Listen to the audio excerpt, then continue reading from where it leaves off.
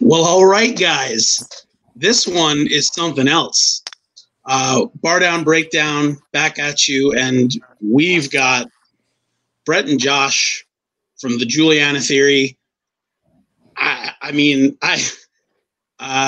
You get, if you see my face, you could see exactly what I'm feeling about this, and this is like unreal. I'm just going to launch into it. And the first time I had the opportunity to see the Juliana Theory was in 2003. And I was 16 years old. And the Juliana Theory was on tour with Further Teams Forever and the Ataris. I saw you guys at Roseland Ballroom in New York. I remember it very vividly, mostly because I was 16 and I didn't realize that Chris Carrabba wasn't in Further Teams Forever anymore. So when like Jason popped up on stage, I was like, what is this? This is ridiculous. But what I do also distinctly remember from that show was Love had just come out probably about a couple of months before the show. And it was a really love-heavy set. But like you guys sounded just absolutely enormous. And I had never had the opportunity to see you guys before that.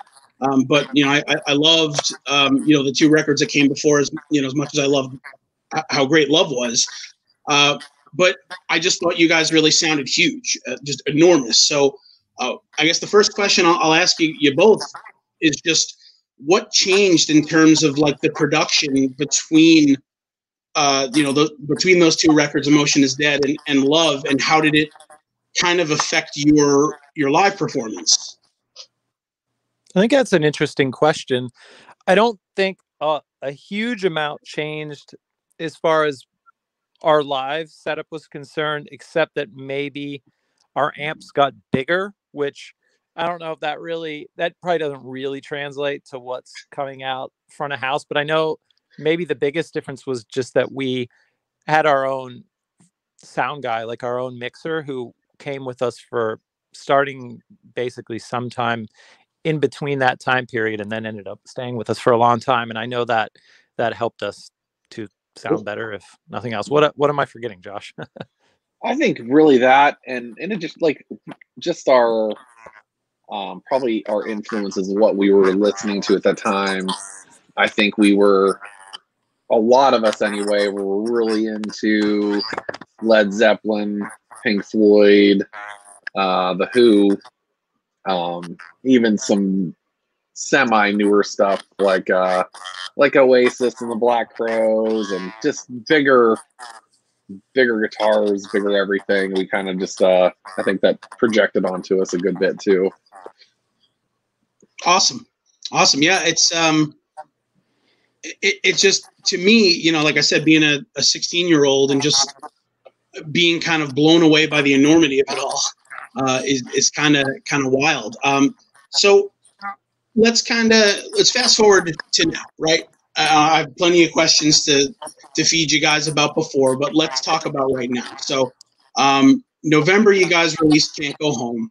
So it's really, I guess, the first new music from the Juliana Theory really since Deadbeat Sweetheart, I would have to say. So we're talking 15 years. So like for me, there's like a real distinct kind of nostalgic comfort in hearing Brett's voice again, right? I mean, it's just like I listen to the Juliana Theory so much, and here you guys are again with brand new music, and just kind of hearing your voice is something for me. So I know there's been some changes with the Juliana Theory, but the core of you and Josh really remain the same. So once you guys, I guess, got into a room together and started doing this again, how did the creativity start flowing?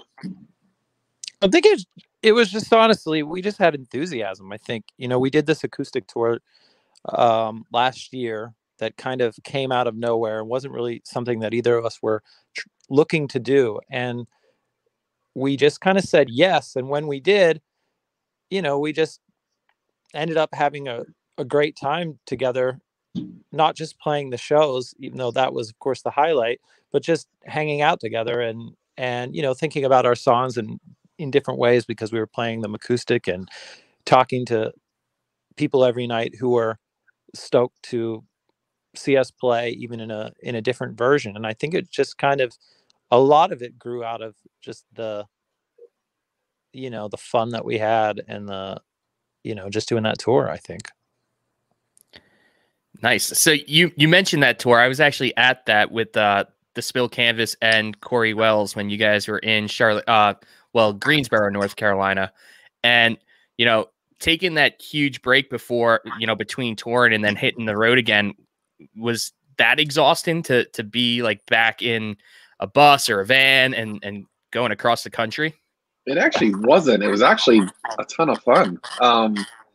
Because I know, Brett had done some tours on his solo records, but I hadn't done any touring since 2006, or the very beginning of 2006, which our last tour was in Europe. So I think it was almost free and exhilarating to be out on the road again, and especially with just me and Brett in a SUV traveling across the country. It was actually kind of awesome. I agree. Not stressful at all, to be honest. No, it was actually the least stressful tour I think probably that either of us had ever done. True. Now, I obviously the Spill Canvas is no rookie in this scene either, but then you have a kind of up and coming solo artist like Corey Wells. So you kind of had like 3 tiers of experience, with you guys being the vets, then Spill Canvas, and then Corey Wells. So like, was it refreshing to see like the young buck hitting the road with you guys? Yeah, definitely. It's weird when you put it the way you just put it, because I remember when we were super young, and basically our second support tour we ever did, which came like a week after our first, was opening for Sensefield, and there was a pretty big age difference between us and them at that point. And I remember feeling kind of like this wide-eyed kid who had barely seen the world, and these like super experienced guys from Sensefield who had been doing it for years, and just like they knew all the tricks of the road, and they had like just everything lined up and kind of just knew how everything went. And I feel like I was like, wow, it was cool to like look up to them and learn from them. And so it is strange, but it's the cycle of life, so it's interesting to be on the other end of that spectrum.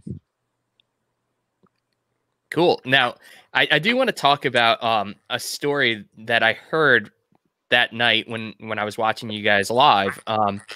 I forget which song you were introducing, but you were saying how it was for, and like when you wrote it, it was for Katie Holmes, and you were. I didn't say that. I didn't say that name. I alluded to it, but I didn't say the name. But then you were mentioning how you were going to, in a couple of months, be like on the same red carpet as her. Like, just curious, as like a follow up, how did that go? That's a great question, and I'm sure you'll be the only person to ask it.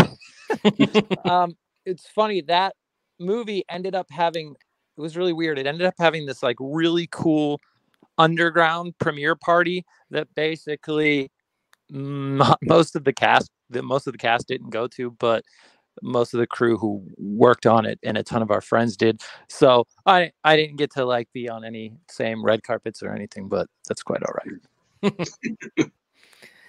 Awesome. So I guess, it's kind of cool to be able to talk with someone that has, such an involvement in writing movie scores, because it is such a integral part of, the movie experience is the music that is played, and it can really make or break a movie.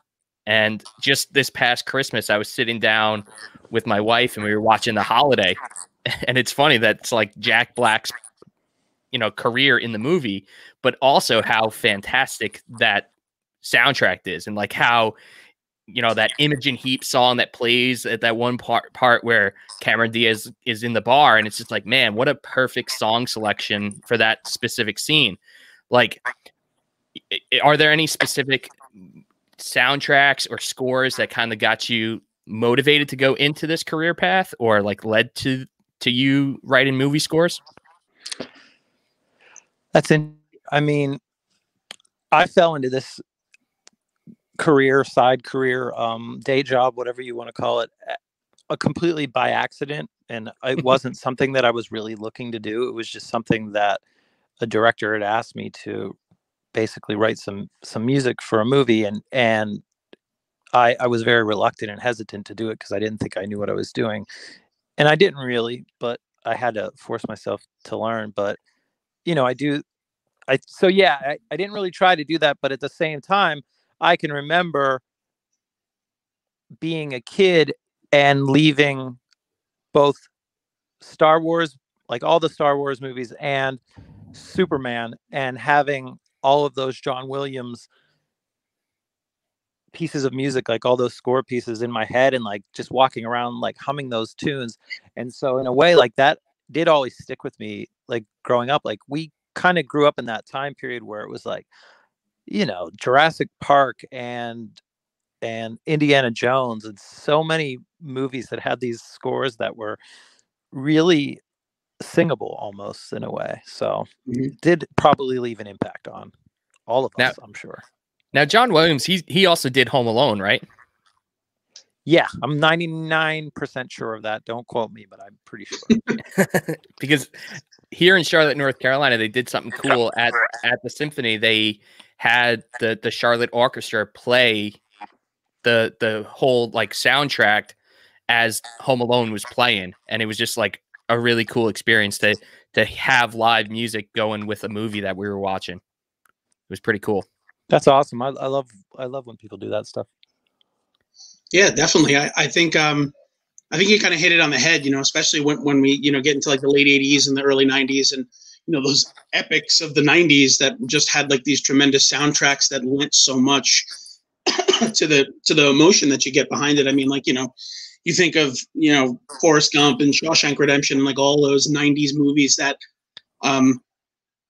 by themselves are fantastic, but, the score that accompanies it and, the direction of the music that's involved in it just kind of heightens it that much more.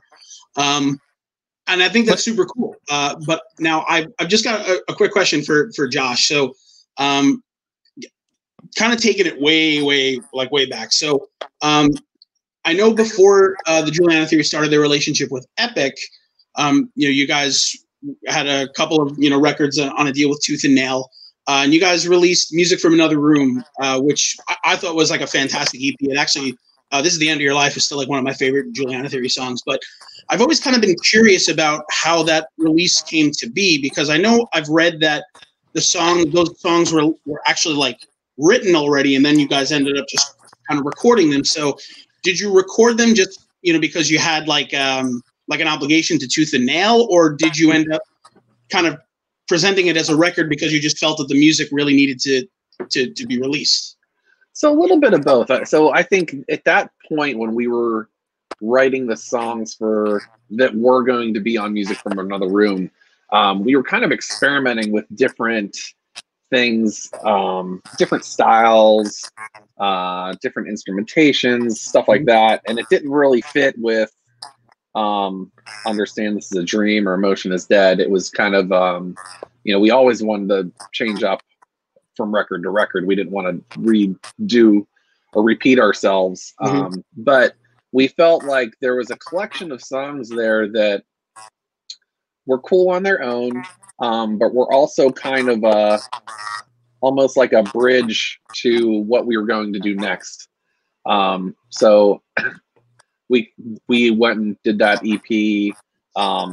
But to your point too, it was almost a little bit of we wanted to kind of be over our deal with Tooth and Nail as well. So it was like kind of like a 2-in-1 thing. Is like we wanted to get those songs out because we thought they were cool.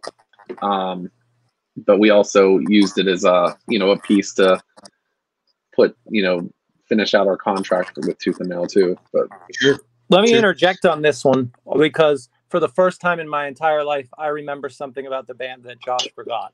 And this never happens. Josh always remembers everything, and I always have to ask him. But we actually, the plan was we were going to do 2 7-inches. So we were going to do like half the songs on a 7-inch or like a small EP on this label called Initial. And then we were going to do the other half on Equal Vision, who we are now signed to 20 years later. So the plan was actually, we were like, we wanted to just do some stuff outside of Tooth and Nail and do some stuff that was vinyl only, do some like interesting kind of releases that would reach a slightly different audience, because it wouldn't be, because maybe some people that followed Equal Vision or whatever might hear the songs. And that was the plan. And we had the studio time pretty much booked to do that. And at the exact same time as when we were attempting to get out of our deal with Tooth and Nail. And long story short, our lawyer sent them like some sort of option to get out of our contract. And they freaked out and tried to sue us to stay on the label. Jeez. And basically we ended up coming deal was we would give them a live record and we would give them those and let them make out of it. And so it was supposed to be 2 separate vinyl only releases on 2 other labels. But then when we had to make that deal with Tooth and Nail, that's when it became put together into Music from Another Room. And so that's interesting because oh yeah, so what I was going to say is that's kind of interesting because so Music from Another Room, when it was first released, I think it was only released on CD, and then kind of fast forward 10 years and Enjoy the Ride ended up putting it out on vinyl. And I distinctly remember that vinyl because it was these really like cool colors. I think it was like bronze, silver, and gold. Yep. Did you guys have like a lot of input on that release? Because I've kind of heard stories about those kind of like startup labels and imprint labels just like buying the rights and releasing it without the band having any say. But I know I've heard differing stories about different labels that kind of do that. So did you guys have a lot of say in that? With Enjoy the Ride, did you guys have a lot of input in how that was presented? Yeah, we did. We teamed up with Ross yeah, cool to do that. Yeah, awesome. Now, I guess my question, since we are kind of still on the Tooth and Nail topic, my question is: you guys were on the comp Songs from the Penalty Box, which is like a hockey Tooth and Nail comp that they used to do, and then they just actually recently brought back. But a few people that we've talked to on Tooth and Nail have no clue about that comp, but you guys were on that, so at least you guys must know something about where that stemmed from and why Tooth and Nail puts that out. I remember it. I remember there was multiple volumes of it, and I feel like maybe at the beginning was it more hardcore or something? I don't remember, but I have no idea where they came up with it from. But I do remember it being a thing before we were on one of them. I remember I had the one before it or whatever. Yeah, it was those sampler things they'd sell for $4 or $5 or something.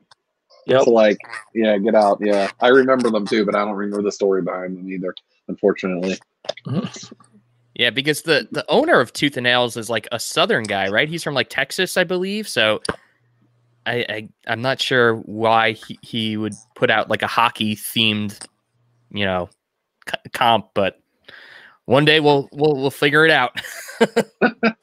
I feel like he might be. Well, I actually don't know where Brandon is from originally, but I know that the label was in Seattle always. And that's, as you guys are probably talking about, the Kraken now. Oh, yeah. I know it's very close to hockey land in America as far as, NHL teams. And now, of course, it's welcomed to the club.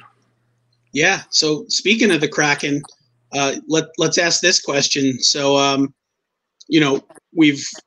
before we've gotten you on the show, we've talked about how you're a Pens fan, right? And as things go with these expansion drafts, they kind of cherry pick from each team to build their own franchise, much as the Golden Knights did. So the way you see it with your Pens right now, who are you willing? Well, I shouldn't say who are you willing, but if you got to give up someone to the Kraken when that draft happens, who are you pushing for to leave the squad? I think I know both of us can probably answer this one, but I think how many did they get to keep? How many did they get to protect this year? Is it the same as last where they get five players they protect? I think it's something what is it, 6 forwards, 3 defensemen, and a goalie? I mean, I could be completely off base, but I know it's a small contingent that they can protect. Yeah, I think because last time I think they protected Murray because we lost Fleury to the Golden Knights because they obviously had the 2 goalie situation, which I was kind of hoping to go into this year with. I was hoping that they'd have Jari and Murray, and Murray would be the one that we shipped off, but we ended up trading him before that. So obviously they'll keep Sid, Gino, and Gensel. I don't know. And they traded Hornquist over the offseason too, so I'm kind of we all would have said Jack Johnson first. I know that. Yeah, we don't have for sure. They would have. Yeah, for sure, Jack Johnson. I'm actually Chris Letang's a little frustrating to me year to year. I love him, but I don't know. Maybe it's a time for a change of scenery for Chris, but I don't know. Hey, what do you think? When I met Chris Letang, he was wearing a Ramones t-shirt and he was really nice to me. So I think we got to keep him just for that. Nice. Yeah. And it's funny. We were talking to Chris from Punchline and he was like, he doesn't follow the Pens as closely these days as he did, in the early 90s. But he's like, I don't know. There's something about the Pens recently that it feels like they're on a downward decline. And, I kind of feel the same way. Like, I don't feel when I see the Penguins on the upcoming schedule, I don't feel the same way I used to maybe 5 years ago, where yes, they still have Sid and Melkin, but I don't know. I don't get that same powerhouse of the league, that I'm used to with the Penguins. I think, it's bound to happen. I mean, we were dominant for so many years. And once your star players get into their mid-30s, it's bound to start going downhill a little bit. But I think as long as they keep the influx of young players coming in, we traded back for Kasperi Kapanen.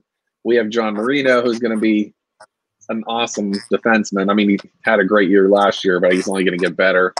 And then we have a couple draft picks as well over the past few years, like Sam Poulin and Nathan Lagar, or whatever, how you ever say his name too. I think they've got big hopes for those guys. I think if, as long as Jake Gensel can keep scoring 40 goals too, I think they'll still remain competitive, but we've got a nightmare of a division too. I don't know. Yeah, with the new realignment too, that division's insane. Yeah. Wow. Yeah, it's going to be definitely a bruiser of a division, and the fact that these teams have to play each other 8 times throughout the season is also just wild. And I'm sure the state of Pennsylvania is excited for the Penguins and the Flyers to play each other 8 times throughout the season. Which will be... It'll be violent. Very violent. Yeah, exactly. Now, I guess let's go back in time a little bit when you were starting your fandom with the Penguins. I'm guessing you guys probably got into the Penguins hardcore in the early 90s, late 80s, when the team had, Lemieux and Jágr, and it was the team of the 90s for hockey. Can you take us back to that time? Any memories stand out? I know for me, let me think. I was 10 years old.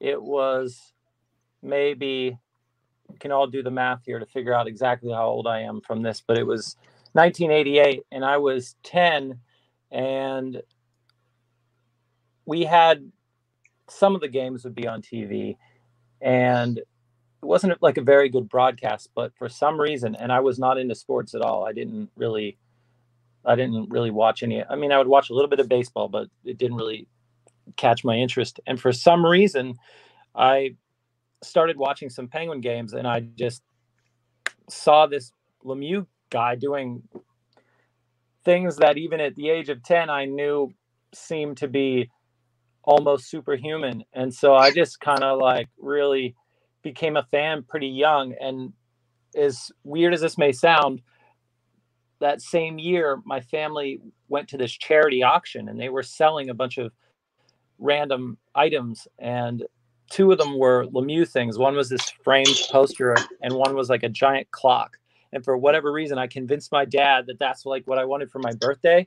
And so he bought me both of those things, and I hung them up in my room. And pretty much from that point on, from like 1988, I was just full on Lemieux and the Penguins. And that kind of started my fandom. And then I started playing a couple of years later, but that's where it all started for me personally. Yeah, and I was similar. I was a couple years later. I think I vividly remember in the 90 Stanley Cup playoffs. I think I started watching, for some reason, I think I was watching the games with my dad against the Bruins. So it was the conference finals, and just same thing, seeing Mario. And I loved Mark Recchi at the time too, and Kevin Stevens. Just right around there is when I started like getting the fever. And then, obviously watching the games with the North Stars, and then heading into the cup years after that, that's kind of right when I started too. It was just like a magical thing happening too, especially in the cup final with the North Stars. I was just figuring out what the Stanley Cup even was, and very vividly remember like Mario on the splitting the North Stars defenseman and scoring that goal, sliding down and stuff. It was just fan for life after that. Yep. Now, obviously when you would go to games as young lads, you were still going to the Igloo. Have you been able to go to P&G Paints or whatever it's called these days? Do you feel like it's lost some of its like grit and what made you love the Penguins in those early years? It's weird. That one, like I went to the very first game at PPG or whatever it's called. Yeah, whatever it's called. And it's very nice. Of course, there's like the thoroughfares, there's way more room to walk for the most part, and it's obviously got all the modern luxuries, but it's that same comparison to like take it back to band thing. There's still that magic about playing the dumpy 300 capacity club with a stage that's only 2 feet high, as opposed to playing Roseland Ballroom.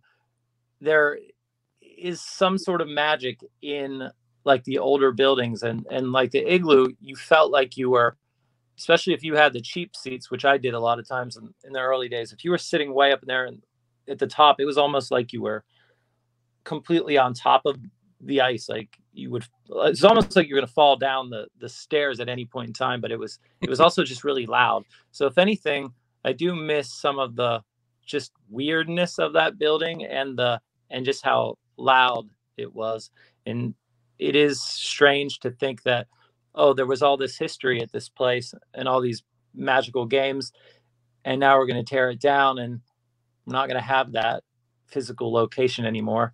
And I get that's what happens a lot of times in pro sports, but personally, yeah, I miss the Igloo personally. Yeah, it always seemed like a very similar kind of barn to where the Islanders play with the Nassau Coliseum. Like, yeah, it's dumpy. Yeah, the ceiling falls down on you when you're up in the cheap seats, but like it's home, and we're getting a brand new arena, not for this season, but for the following season. And owners are keeping in mind like how Islander fans feel about the Coliseum. So like they're keeping the ceilings low, but it's still going to be a world-class arena. So it's going to like lose some of the charm for sure. And a lot of these new state-of-the-art arenas are very cookie cutter, and they're all the same no matter what city you're in. Where else can you see like an actual arena that's shaped like an igloo? Like that's like a cool kind of quirky thing that the Pittsburgh Penguins had. Yeah, for sure. Totally. So just have to wait another 25 years, and then the arena will be nice and quirky and old and dumpy. So I've got a quick little thing that maybe some people don't know, but it's a little Easter egg that I love, and I'd never had the chance to talk to you guys about, but because you're here, I'm going to talk to you about it. So looking back to Emotion is Dead, and you guys put that out on vinyl through CI, and I had a copy of it. I ended up, I had a great record exodus, and I sold it off, unfortunately. However, come to learn in doing some research that you guys have etched into the matrix on this particular record the Pens rule. Like, actually etched into the matrix on the record. So, I mean, like, who'd you guys talk to? Just be like, yo, it's got to go in there. It's got to be in there. So the owner of CI Records was an old friend of ours, and quote unquote tour manager for us for a little bit. I say that just because it's Jeremy. He's just a funny guy. We met him on Sensefield tour. He was their tour manager, and then he eventually became ours. So he talked us into. We'd always wanted to put something out on vinyl.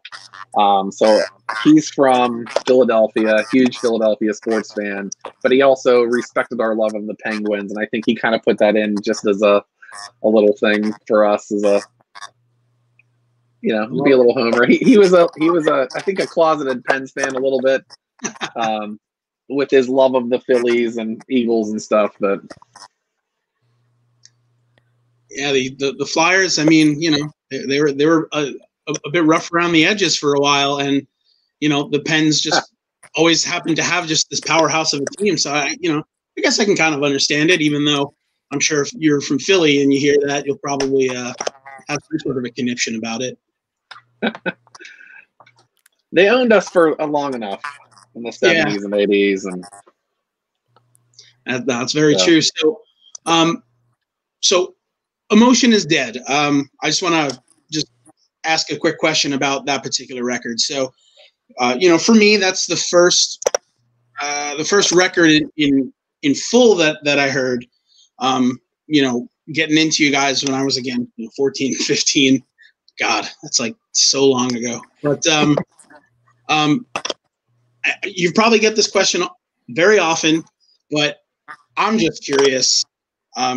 We're at the top of the world, right? I don't know if there's another song in this genre that, like, you could hear and just like you just smile. I mean, like, that's literally that song in a nutshell.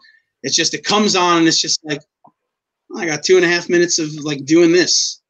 And I mean, I love it. I love it to death. So, like, how did that song just like come to be? Like, how do you produce something so like happy and warm and fuzzy? And how did that happen? We were laughing when we made it, literally. So I think that probably translated, because Josh came in with the bass line, which is the foundation for the whole song. Mm-hmm. And he plays this bass line, and right away I just thought, oh yeah, that's really cool. And I think you have the guitar part too that goes over it, or if you didn't have it with you, and you just started playing that together, and immediately I just thought, oh, this feels great. This is really just, this is just something really feel good. And then we kind of figured out the chord change for the chorus, which is just the same chords in a different order. And when we did that, immediately, just not even thinking twice, I just grabbed the microphone. This is in our rehearsal space in my parents' basement, I think. Yeah, it was. And I just sang sha la la la, sha la la la la la la, as just like a joke, more or less. And then I remember you looked at me, Josh. You just looked at me and you started laughing. And as soon as you started laughing, I was just like, oh man. And I just kept singing that. And then we just kind of realized, oh yeah, that's the chorus. And then, kind of came from there. So it was very quick and easy for the most part. And if you think if you think it's a fun song, it's because that's the spirit that really it was made in for real. Awesome. I mean, when else am I going to get to ask that question to you guys? So I took my shot. So one more question that I've just always had some curiosity about. So you know, when you guys ended up releasing Love, you know, 2003, and I know like the backstory about it getting leaked almost like 6 months before it actually came out. And I mean, I have to imagine, you know, you work so hard on like a piece of art, and it gets kind of spilled out to the public, and it's got to be like the most aggravating thing, because as a band, you always want to present your work in a certain way. But I know, doing a little bit of research, even with the record leaking, in its first week, Love sold like 17,000 copies, and I think to date it's sold almost 100,000. So, as aggravating as a leak is, do you guys consider that the record leaking, like, bolstering the sales that came out in the first week? Because maybe people were like, "Oh, I heard this record already. Now it's out. I want to get it on CD. I want to get a physical release of it." Or do you think that if the record never leaked, you might have done 30K in the first week? Like, how do you guys kind of reconcile that happening? Wow, that's a really interesting question. I've never really thought of that before. Me neither. I'll say what I think, and then Josh, you can say whatever you think about this. But I know that the label basically told us before the record came out that they didn't think we made the right record and that they weren't going to promote it. So the fact that it sold what it did was solely because of the audience we had built from touring and from the records before that. And so I think knowing that they basically decided we're not really going to do any ad spend, we're not going to make any music videos, we're not really going to push anything to radio, kind of knowing that, I don't know how much the leak how much that affected it, other than it just bumming us out that it was basically 6 or 7 months later than it was supposed to happen. And, you know, when you're just kind of waiting for like this thing to happen so you can continue everything else you're doing.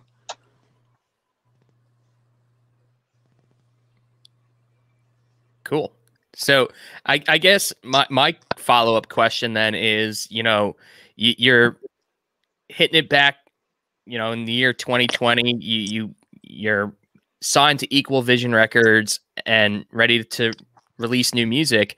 You know, with your history of not having such great relationships with labels, you know, what made you guys decide, you know what, let's go and sign with Equal Vision? Like, you know, in the year 2020, especially veterans like yourselves, like, self-releasing music can work, and it usually is very successful for the band. Like, why did you guys decide all these years later, you know what, let's get back on a label? Well, first of all, Dan, who runs Equal Vision, is like the coolest dude on earth, and like one of the best guys in the industry that I could possibly think of. And to take it back to what we were talking about before with Music from Another Room and the splits that we were going to do on certain record labels, we literally have had this relationship with Equal Vision since Understand This Is a Dream, where we were talking to them and wanted to do things together. So when the idea for this started to kind of really percolate more in my head, Dan's one of the first people that I reached out to, and his enthusiasm was immediately contagious. Like, he was just super excited about the idea of us working together, and he was super excited about being creative with the release and doing weird one-off pressings and strange little things that, yes, there are wonderful examples like our friends in Zayo who release their own stuff, and they do just an amazing job with things like, you know, custom Nintendo cartridges with their record on it and things like that. But that is, it's a full-time job to just do that part of it. And like that, you know, Zayo has Jeff, the drummer, who basically is the label and kind of, as far as I know, like handles all that kind of stuff. So we kind of knew that if we were gonna try to bring a band back from retirement for so long that if we were going to put the amount of time and effort that we knew it was going to take to put into making the best music we could make and to like supporting it any way possible, we knew that having somebody who believed in us that could help and had avenues to help and a checkbook that they can use to help us make things happen. And so I think, you know, like Josh and I have both done a couple releases that are pretty much self-released, and there's definitely pluses to that. But I just think we felt like for this particular time, we wanted to team up with somebody who loved the band and felt passionate about trying to, you know, continue and to do good things now. So that's what I think, I guess. Cool. So a lot of these songs that will be on your upcoming release, like, are they songs that you had banked for a few years, or like, did you guys go into the studio and they're like, you know what, we're going to write the Juliana Theory songs now? I think it's a little bit of both, and it's still progressing as it goes, but there's not a lot of rules at this point. So some of it is stuff that we'd been work shedding on our own individually for longer amounts of time or shorter amounts of time. And then sometimes things grow out of that. And I think that's a lot of what's happening here is we're just continuing to grow from things we had started individually, I guess. Cool. Now, are you, you know, you know, with your new single that you guys just released in November, you know, it's definitely got a different sound than what your diehard Juliana Theory fans might be used to, especially like ones that are there from, you know, the late 90s, early 2000s. Like, were you ever worried to like go too far off from like the path that the Juliana Theory already had paved? I don't think so. I kind of going back to the music from another room question too, or, you know, when we talk about that, you know, we kind of went into every record that we ever put out hoping that it would be different and in a lot of ways from the previous record. We never wanted to repeat ourselves. So really, I think the 2020 version of the Juliana Theory is just a progression of the 2005 version of the Juliana Theory. Yeah, and the other part of that too, I agree 100% with Josh. I think the other part of that is it was a difficult decision for us in a way to decide what new music we're going to let people hear first, because I'm not exactly sure it's safe to say that one song really represents what the quote unquote sound of the band currently is. And I'll use Emotion Is Dead as an example of that, because if you listen to If I Told You This Was Killing Me, Would You Stop? That's this fairly aggressive, distorted guitar, kind of almost yelling rhythmic vocals that have just a tinge of like a rap cadence to them. And then a couple songs later, you have Top of the World that you were talking about, which is like this 60s influenced bubblegum pop. And then you have a 10-minute wannabe prog rock song, and then you have like electronic moments, and then you have a song that we got called the emo boy band because of. And so if you had just listened to Don't Push Love Away and you just listened to the tune of 5,000 Screaming Children, those are such different songs in a way that you would say, I don't know what this band's sound is. So what I'm basically saying is Can't Go Home isn't necessarily the full picture. It's a part of the picture that can't really be pinned down by just that one song. Yeah, I think that's the most perfect way to explain it, because in truth, that's really true. I mean, using Emotion Is Dead, as you're saying it to me, I'm thinking to myself, like, yeah, like, you know, if I only heard one track from that record and tried to extrapolate what I think the rest of the record would be like, it would be a misrepresentation. So, you know, I'm super excited to hear, you know, the record when it's available. and how it's going to kind of ebb and flow, because I think that's something to the point of the music that you guys have created over time. When you listen to Dream, and then Emotion is Dead, and then Love, and Deadbeat Sweetheart, I mean, each record is like, so like your voice, right? Like your voice is unmistakable. It's Brett's voice, right? So I mean, like, whether it was 99 or 2005, like your voice was the constant, but in terms of what developed around it, very, very different, and very pleasantly different, because some bands kind of get formulaic and they decide, okay, we wrote a record, we know that record works, let's just sort of just kind of get on that train and just keep riding it until the coal burns out, whereas with you guys realized, well, we're not going to enjoy doing this if we don't evolve, so we need to evolve. But you guys evolved in such a way that kind of was almost ahead of its time. I mean, like, Love, to me, with the exception of Into the Dark, because I knew it from the record prior, is like a much more alternative centric record than, I guess you could call Emotion is Dead like an emo record. I'm doing air quotes because, like, what the hell is emo? I mean, someone's going to yell at me because it Rites of Spring is emo, then someone else is going to yell at me because Take Next Sunday is emo, and I don't know how to not gentrify it. I don't know, but it's kind of now people say Noah Cyrus is, so yeah, right. Exactly. So, and it's just like, it's kind of wild, because I don't understand how fans of bands like can hear new music and jump to conclusions that quickly, but also like expect that 15 years can go by and you guys are going to write music that's going to echo stuff you wrote 20 years ago. Like, it's just not realistic. For me as a listener, and for you guys as artists, I mean, like, it's just not realistic.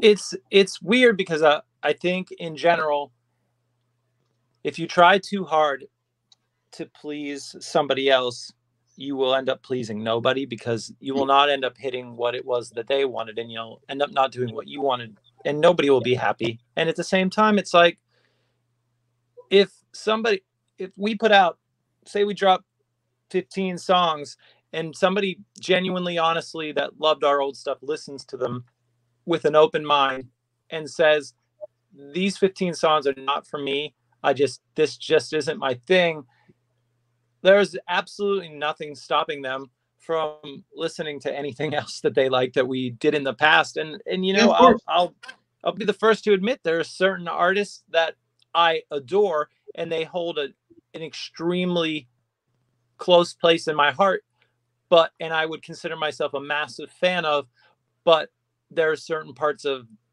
certain artists I can think of career where I'm like, this is the part that I got lost on, but does that mean I don't like that artist or that band? No, it just means that, sometimes whatever, you're not gonna always please everybody. But again, the cool thing is, if you liked something, it still exists. Yeah. And you're absolutely right. If someone isn't loving your new single, they can go listen to Emotion is Dead, and it's, good for them, but another question I have for you guys is just kind of like one of those, I don't know, I forget what I'm trying to call it, but at any rate, so the 2000s, you guys are running in circles with, like, bands that, like yourselves, are tremendously influential in, kind of breeding and bringing together the music that would come after it, and then even after it. So, the most popular bands right now that kind of pervade this alternative scene, you could probably say wouldn't even exist if it wasn't for bands like you guys kind of paving the way, and then even the bands before you guys that paved the way for you guys to do what you do. So, having said that, early 2000s, so many bands that were kind of like your peers, let's say, that kind of ran alongside of you. So now we're looking forward to 2020, and some of those bands are still around, but are there any bands that you kind of ran in those circles that have since stopped performing that you think if they came back in 2020 would kind of like light the world on fire again? I don't know if this band would light the world on fire, but I would love to hear another Recover record. And I always felt that was a very underrated band in our world. And I feel like if Recover came out with something new, it would be really sick.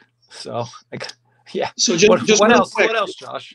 Yeah, I want to hear your answer, Josh. But before I shoot to you, I just have to tell you that.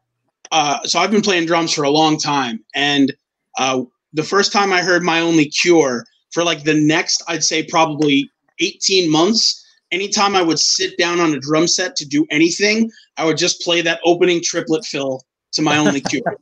And then when I saw the video, I always tried to emulate it. So he plays the fill, then he hits the crash cymbals, and like as soon as he hits the crash cymbals, he like throws his body back off the drum set, and I'm like, okay, is that actually possible to like do? So like I'm a big dude. I tried it like once or twice and realized like I'm gonna die if I do this. But I thought visually, that was like the coolest thing I've ever seen. Just bang, throws himself back. Love it. So thank you for mentioning Recover, because I don't know who else ever on this podcast is going to mention Recover, and one of my favorite bands. But Josh, what do you think? You know what? That's a really tough question. I'm trying to rack my brain of bands that would have left completely like we did and then came back. Like one of my favorites were always Love Drug. Great band too, I always loved every record, but they recently put out their last record. I think it was last year, I believe.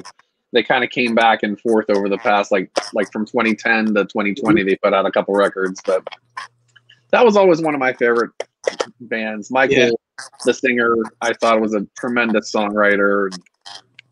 Always did really like amazing things musically and stuff too. But Love Drug was a great band too. I personally, and I think Mikey would probably agree with me, I think we'd both kill for another North Star record. Yeah. Even as good as Casino is, but like something about that band, man, I don't know. They just like kind of had those two records and then just disappeared, off the face of the earth. I think I'd take the big classics in a heartbeat. Like if Sunny Day Real Estate and Fugazi wanted to make records right now, I'd be first in line to buy them, and I'd be first in line to go see the shows like whenever and wherever they were, for sure. Yeah. I had hope that one record store day a couple of years back where Sunny Day ended up doing that split with Circa. It was a brand new Sunny Day song, and I was like, oh, maybe something's coming, but nothing ever materialized, which was a bummer. Definitely crossed.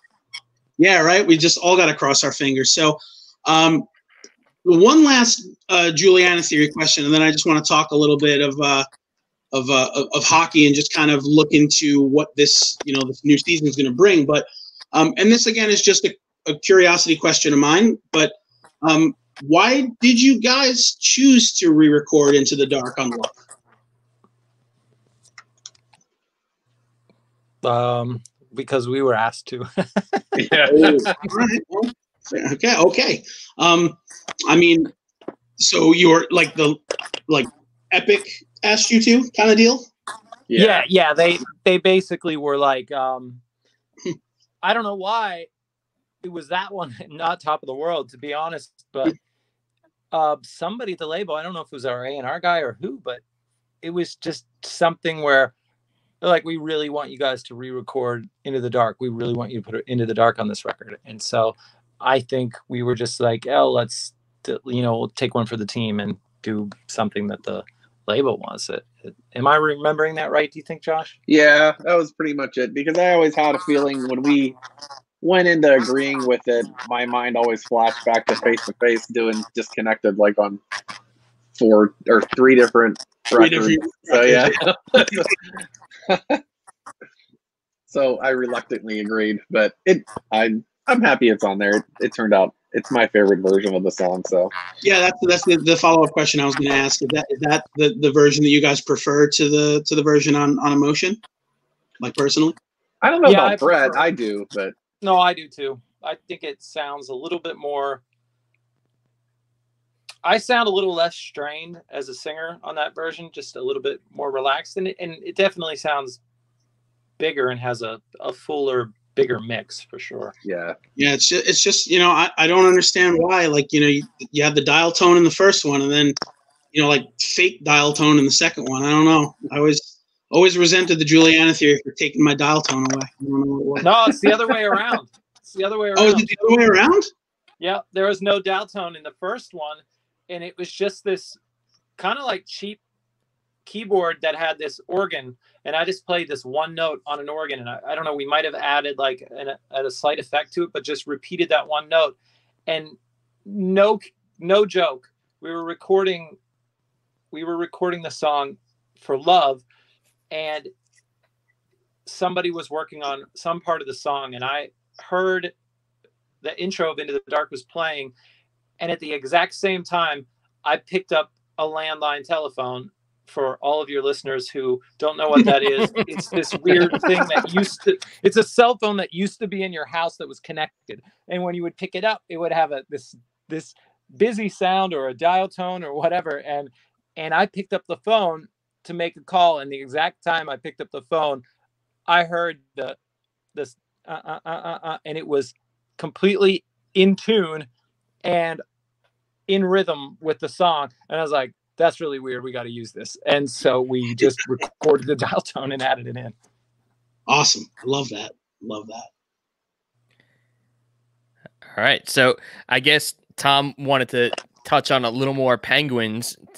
And I'm usually the one that likes to mix in as much hockey talk as possible. But looking to this weird shortened 56 game season, what are your predictions for your good old Pens?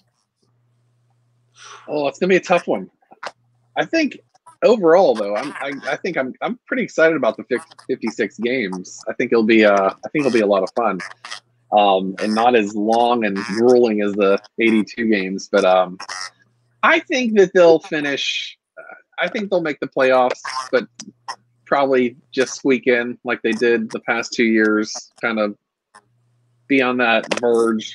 Hopefully they'll hit a hot streak at some point in March like they usually do. And that's me anyway. I don't know.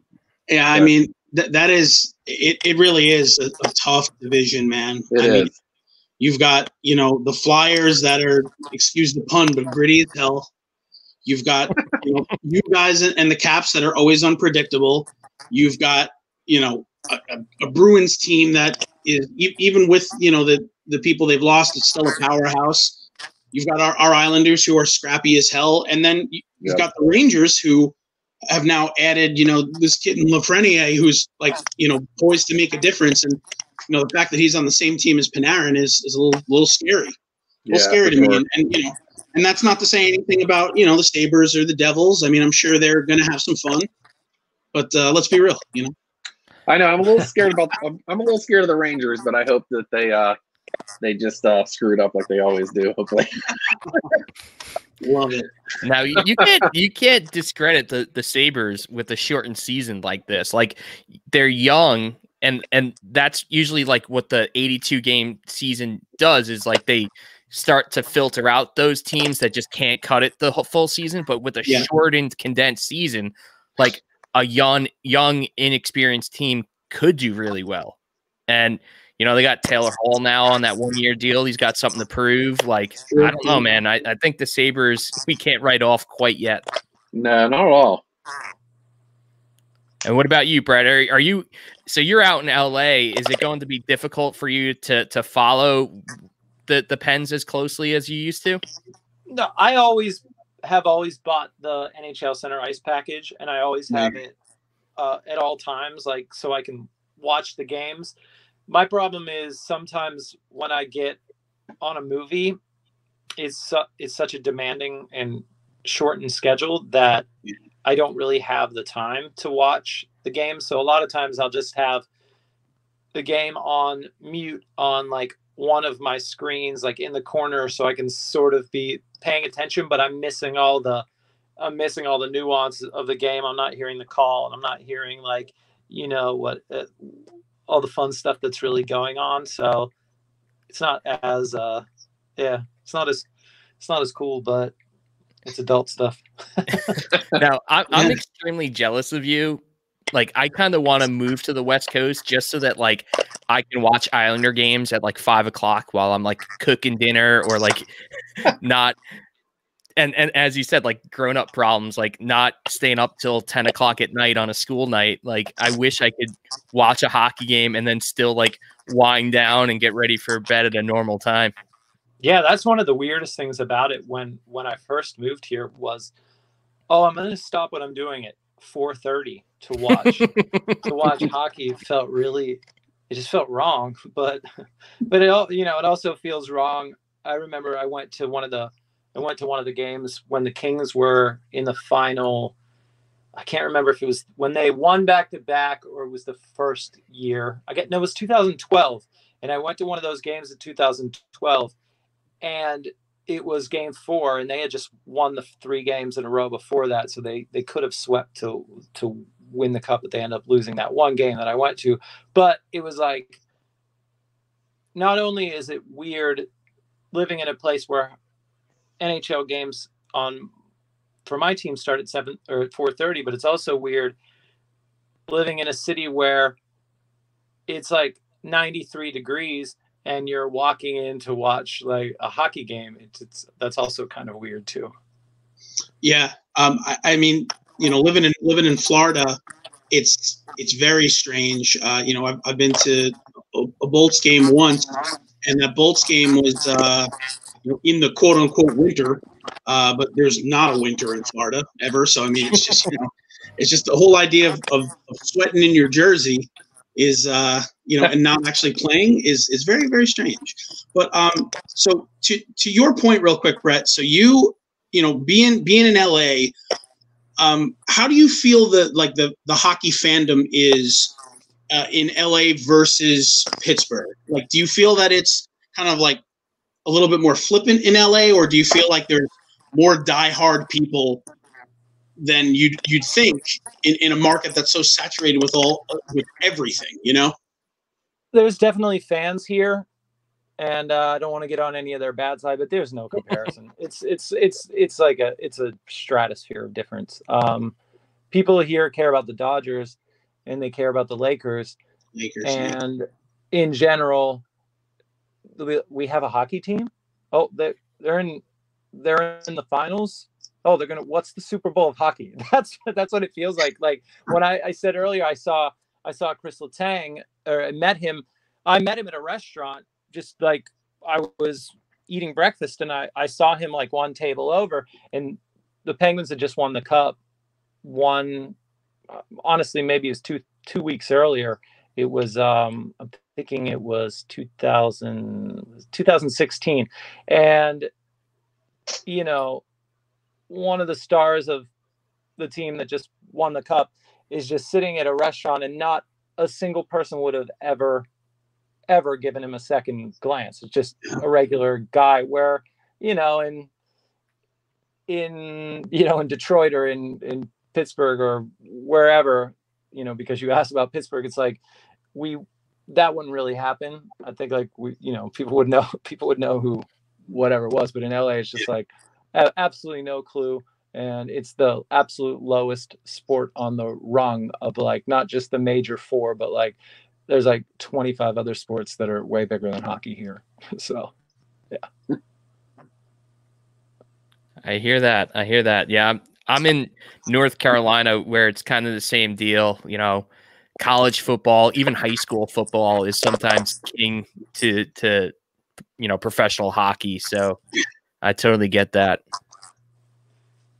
We are the underdogs, and I like it. That I think that's why I'm such a big hockey fan. Is gotta love the underdog mentality, and where you can actually have true upsets in sports. Like, you don't really see 8 seeds in any other professional league going on and winning the championship, where that happens in hockey, which is just makes it special.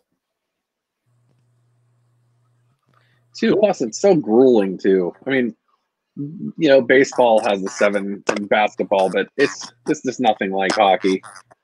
The physical toll that those guys go through to make it to the end. I don't know. It's just a different. Yeah, different every time animal. you hear of like, oh, the playoffs just ended. This guy was playing with a broken left kneecap, and this guy was playing with this guy's nose was not connected to his face, and then, it's like, oh, and it's every single dude. So yeah, right. And it's just such a stark contrast when you look at, like, some of these like baseball and basketball injuries that you see, and I'm not trying to slight against those athletes, because those athletes they play hard, but just not as hard as hockey players play. And to that credit, it's just like exactly what you said. Like, you've got a sport that routinely relies on there's a 2-on-1. Let me just throw myself in front of this like hard disc, and if it like knocks my teeth into the front row, like, that's cool because at least it didn't go into the net. And it's just like it just like that level of commitment is what makes me love hockey so much, because it's like there are some of these guys playing hockey right now that, like, all they've ever dreamed about is like drinking out of the cup or hoisting the cup above their heads. And the same kind of guys who, if they're worth $4 or $5 million, instead of trying to stretch money out, they're like, well, I can take $2 million and go to a team that will get me closer to kind of having this childhood dream come true. And I think that's one of the things about hockey that makes it so special, is just, it's all about the cup. Like, is money great? Yeah, sure. Like, are the best players making some great money? Sure they are, and $9-10 million a year. But, if you asked Sid Crosby, as much as, like, I'll tease him till the day I die because he's crybaby Sid to me. But, like, if you ask Sid Crosby, like, what means more to you, $10 million or the cup? I guarantee you he'd probably say the cup. Just like all of these guys from Canada, Russia, the Czech Republic, all that kind of stuff, man.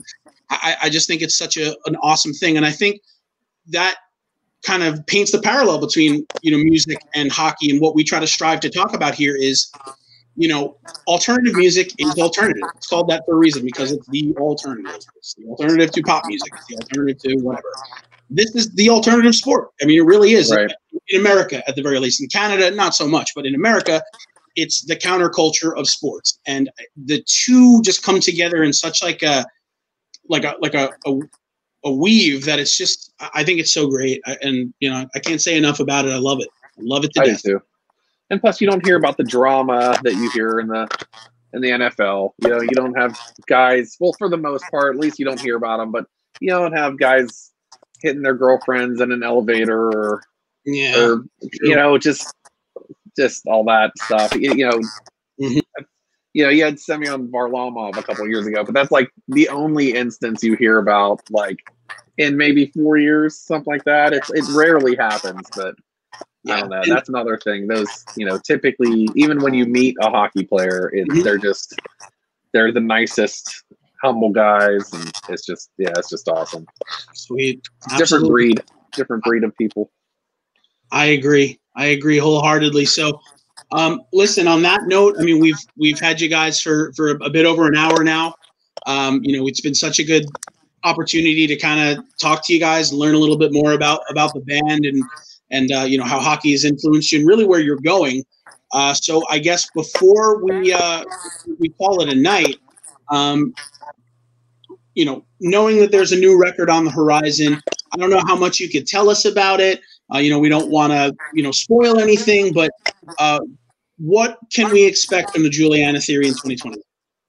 Well, I can tell you that based on when this comes out, there is another single and a video called Better Now that is now available for anybody who's listening to this. That's quite a lot different than Can't Go Home.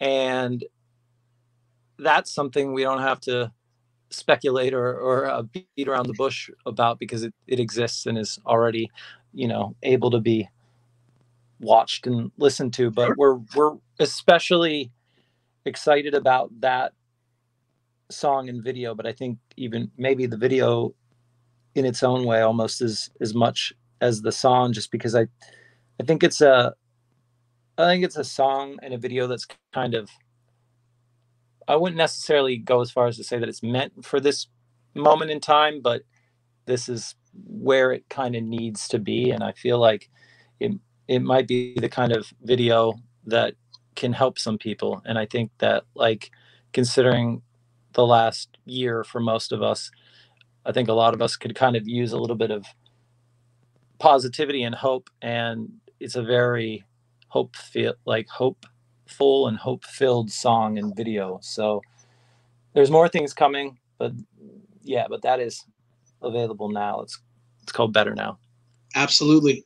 And we're definitely looking forward to that. And then, just out of curiosity, when, the record comes out and you guys, inevitably do a vinyl for it, like, are we looking at like a black and gold colorway or something like that? Some reference?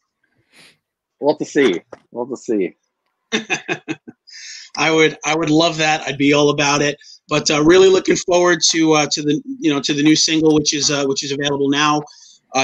Just go ahead and your favorite place, Spotify, Apple Music, YouTube, wherever you like to go to listen to music. Make sure you listen to it. Because again, it's the Juliana Theory, and I mean, I don't have to tell you. I mean, I've been listening to these guys since I'm a wee lad, and the fact that they're back making music is really a great thing. So from the bottom of my heart, I'm sure from the bottom of Mikey's heart, we really appreciate the time you've taken to come on here and chat with us. And, we'll have to see, hopefully when, the season's in full swing and, maybe playoff time when it's Pens and Islanders, we can get you guys back on and really share some real bad blood, because that's what hockey does to you, man. Friends now, but once we're playing in the playoffs, it's a whole different story. Sounds good. Yes, I agree. All right. Gentlemen, thank you so much for being with us. We appreciate you, and we hope you have a great rest of your evening, all right? Thank you so much. Thank you, guys. Our pleasure. Take Cheers. Care. See ya.